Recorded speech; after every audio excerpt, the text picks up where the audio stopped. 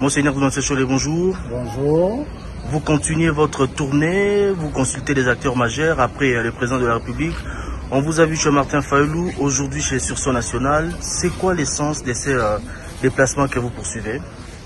Nous sommes en train de les sensibiliser pour une bonne compréhension du projet de pacte social en faveur de la paix et de bien vivre ensemble.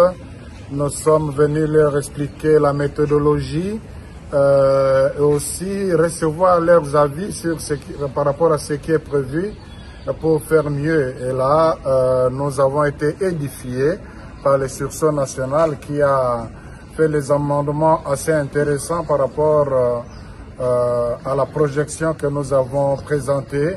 Et je crois qu'avec tous les avis que nous sommes en train de recueillir, il y a lieu d'espérer à quelque chose de bon. Nous prions pour que le temps qui n'est pas avec nous puisse être bien exploité et qu'on ne rate pas l'objectif. C'est votre prise de position, la dernière, qui fait aussi polémique, que vous avez dit que vous irez à la rencontre de ceux-là qui ont aussi touché les armes. Est-ce que vous allez vous limiter à eux alors qu'on dit qu'ils sont soutenus par des pays voisins? Comment vous allez procéder?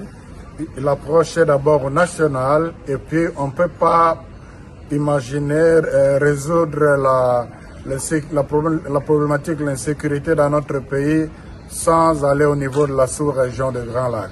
Mais pour y aller, nous devons d'abord avoir un consensus national. Nous devons être capables d'avoir la vision commune, la compréhension commune de la crise et nous mettre d'accord sur les voies et moyens pour mettre fin à cette crise. C'est alors que nous pourrons aller auprès de nos partenaires, les pays voisins, et donc c'est prévu, c'est pas qu'on va les mettre de côté. Un dialogue qui va aboutir à quoi? À la paix comme vous souhaitez ou à des postes de responsabilité qu'il faudra partager plus tard?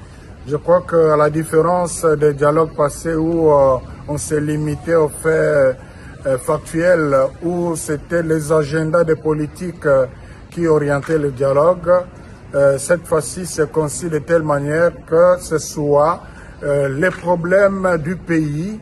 On est en train en fait d'imaginer, d'espérer avoir un consensus national sur la gouvernance du pays dans ses différents aspects, de telle manière que quel que soit celui qui prendra le pouvoir, qu'il puisse tenir compte de ce que les Congolais dans son ensemble auront produit comme réflexion afin d'amener, de diriger, de gouverner le pays pour l'intérêt supérieur du peuple congolais.